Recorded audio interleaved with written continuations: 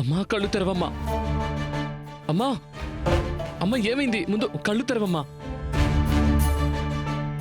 రేఖ, అసలు ఇక్కడ ఏం జరుగుతోంది? నువ్వు అమ్మతో అంతగా ఏం చెప్పావు? అమ్మ ఇలా అయిపోయింది. అమ్మా ప్లీజ్ కళ్ళు తెరు. చూడమ్మా, నేను తిరిగి వచ్చేసాను. అమ్మా అమ్మా కళ్ళు తెరు ప్లీజ్. అమ్మా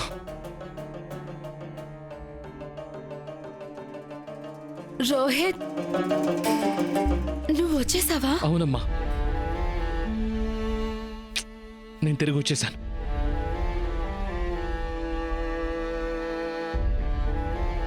వీళ్ళింకా ఇక్కడి నుంచి వెళ్ళలేదా?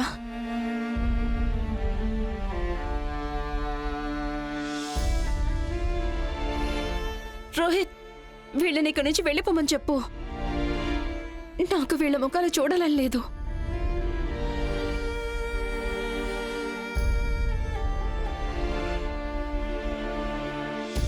నేను నిన్ను చూస్తున్న ప్రతిసారి నాకు లోపల ఆ మనిషి రక్తమే కనిపిస్తుంది. ఆ లేడీనే మా నాన్న రక్తం కళ్ళ చూసింది. అందుకే నా కోపం, నా ద్వేషం రెండూ సమంజసమే. అండ్ నేను ఏదైనా నిర్ణయం తీసుకున్నానో అది అస్సలు మారదు. నిర్ణయమా? ధ్రువ్, నువ్వు ఏం నిర్ణయం తీసుకున్నావు? పద. నువ్వేం దాస్తున్నావు? ధ్రువ్ ధ్రువ్ ధ్రువ్, ఉన్నతిని ఎక్కడికి తీసుకువెళ్తున్నావు? ధ్రువ్, ఈ రేఖ తెలుసా నన్నేమంటుందో? అమ్మా ప్లీజ్ ఏడవద్దు. ముందు వాళ్ళిద్దరిని ఇక్కడి నుంచి వెళ్ళిపోమని చెప్పు ప్లీజ్. మీ ఇద్దరికి వినిపించలేదా? ఇంకా ఎందుకు ఇక్కడే ఉన్నారు? వెళ్ళండి ఇక్కడి నుంచి. నేను ఇక్కడి నుంచి ఎక్కడికి కదలను. నాకు నా ప్రశ్నలన్నిటికీ సమాధానం దొరికేంత వరకు వెళ్ళను. అవును నర్మద ఆంటీ, ఇలా ఇలా అమాయకురాలుగా నటించడం మానేయండి. మీరు మీరు మా ముందు కేవలం నేరస్తురాలంతే, ఇంకేమీ కాదు. మేము ముందు కూడా మీకు చాలా బెనిఫిట్ ఆఫ్ డౌట్ ఇచ్చామండి, కానీ ఇంకా చాలు. మీరు ఇంకా ఇలాంటి నాటకాలు ఆడుతూ మమ్మల్ని పిచ్చోళ్ళను చెయ్యలేరు. ఆపురేఖ, చాలా ఎక్కువైంది. ఎందుకు నువ్వు అమ్మతో ఇలా మాట్లాడుతున్నావు? ఆవిడ నీకోసం ఏమేం చేసిందో మర్చిపోయావా? అమ్మ ముందు తలెత్తి మాట్లాడడానికి ఆలోచించేదానివి. ఈరోజు ఆవిడ ముందు గొంతెత్తి తప్పుగా మాట్లాడుతున్నావు. ఆవిడ చేసిందంతా మర్చిపోయావా? ఆ ఉపకారాలకి బదులుగా ఈవిడ మా నుంచి ఎన్నో దూరం చేశారు. అయినా ఈవిడ గురించి నేను నిజం ఇప్పుడే తెలుసుకున్నాను. నీకీవిడి గురించి పూర్తిగా తెలీదు రోహిత్. ఈవిడ నాకు ఎంత అపరిచితురాలో, అలాగే నీకు కూడా అంతే. అందుకే ప్లీజ్ వీటన్నిటికీ దూరంగా ఉండు. నీకు నిజం తెలుసుకోవాలంది కదా? అయితే పద నాతో. రోహిత్, నేను ఎక్కడికి రాను. ముందు నాతో రా.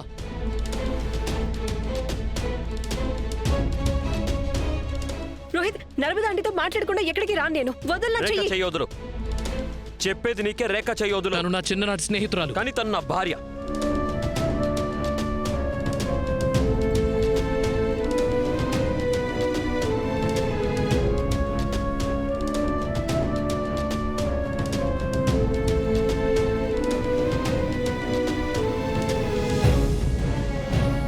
I'm sorry. నాకు తెలీదు నీకు.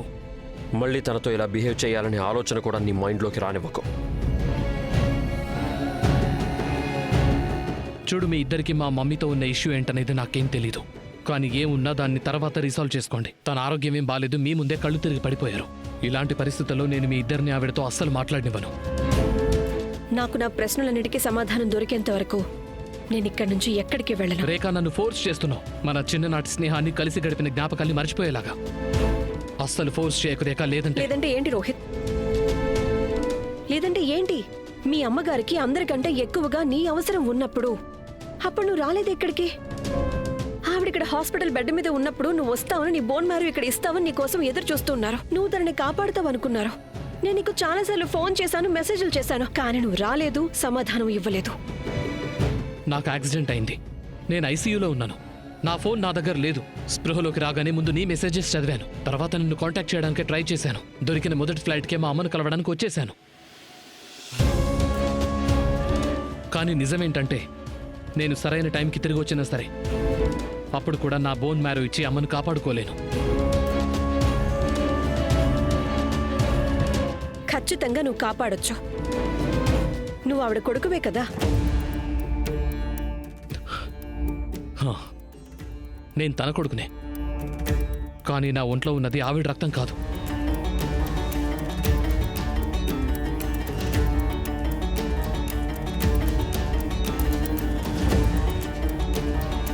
అమ్మ నన్ను దత్తత తీసుకుంది.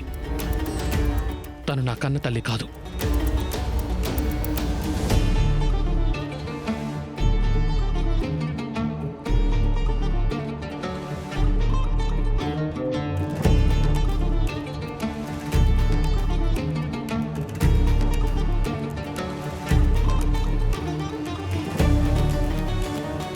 అసలు ఏం మాట్లాడుతున్నారు?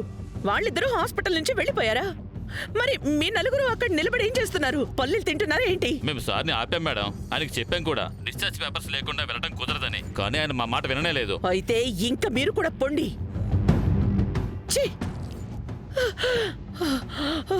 శాంతించు శైలజ, శాంతించు. నీ మీద అమ్మవారి దయ చాలా ఎక్కువగా ఉంది. ఇంతకు ముందు కూడా నువ్వెన్నో తుఫాన్లు చూసున్నావు కదా.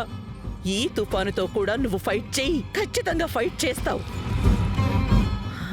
వీళ్ళిద్దరూ హాస్పిటల్ నుంచి బయలుదేరి ఎక్కడికి వెళ్ళుంటారు? అరే ఆ శైలజ, వాళ్ళిద్దరూ నర్మద ఇంటికే వెళ్ళుంటారు. కానీ వాళ్ళకి తెలియదు కదా నర్మద నిరపరాధి అని. పైగా తనకి గతం గుర్తులేదు కూడా. అంటే దీని అర్థం రాఘవ ఇంకా రేఖ నర్మదని తీసుకుని పోలీస్ స్టేషన్కి వెళ్తారు. తర్వాతే ఉంది, పోలీస్ స్టేషన్లోనే నర్మదకి ద ఎండ్ అయిపోతుంది. పైగా తను అసలు ఎప్పుడు చెయ్య నేరానికి తనకి శిక్ష పడిపోతుంది. అలాగే జరుగుతుంది, అలాగే జరుగుతుంది దుర్గమ్మ తల్లి. శైలజ, చెప్పండి. నాకు తెలుసు నువ్వే విషయానికైతే కంగారు పడుతున్నావో అదే విషయం గురించి నేను కంగారు పడుతున్నాను. అందుకే నేను ఈరోజు గుడికి వెళ్ళాను. మీరు గుడికెళ్ళారా? ఇది నేను కొత్తగా చూస్తున్నానండి. ఈ కష్టం కూడా మన కుటుంబానికి రావడం ఇదే మొదటిసారి కదా. నర్మద గురించి ఏదైతే తెలిసిందో దాని ప్రభావం రాఘవ్ ఇంకా రేఖల బంధం మీద పడకూడదు. అవునండి. ఏదేమైనా శైలజ, నర్మదే కదా బాధ్యురాలు. రేఖ వాళ్ళ నాన్నగారి చావుకి భగవంతుణ్ణి ఒక్కటే వేడుకుంటున్నాను, తల్లి చేసిన తప్పులకి పిల్లల్ని శిక్షించొద్దని. శైలజ,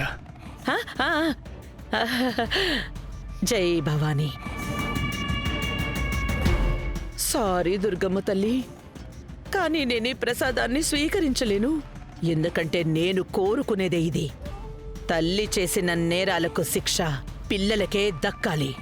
నర్మద కారణంగా రేఖా రాఘవుల మధ్య ఎంత దూరం ఏర్పడిపోవాలంటే ఎలాంటి ప్రేమ భరిత క్షణం అయినా సరే వాళ్ళిద్దరినీ ఒకటి చెయ్యకూడదు. ఈ ప్రసాదాన్ని ఏం చేయాలి? భవానీ, అమ్మా, అమ్మవారి ప్రసాదం తీసుకో. అసలు నువ్వు ఏం మాట్లాడుతున్నావు రోహిత్? నర్మద అంటే నీ కన్న తల్లి కాదా? ఇదే నిజం. పేగుబంధం లేకపోతే ఏమైంది? ప్రేమబంధం అయితే ఉందిగా. నా ఒంట్లో ఆవిడ రక్తం లేకపోవచ్చు, కానీ దానివల్ల తల్లి కొడుకుల మధ్య ఉన్న ప్రేమైతే తగ్గిపోదుగా.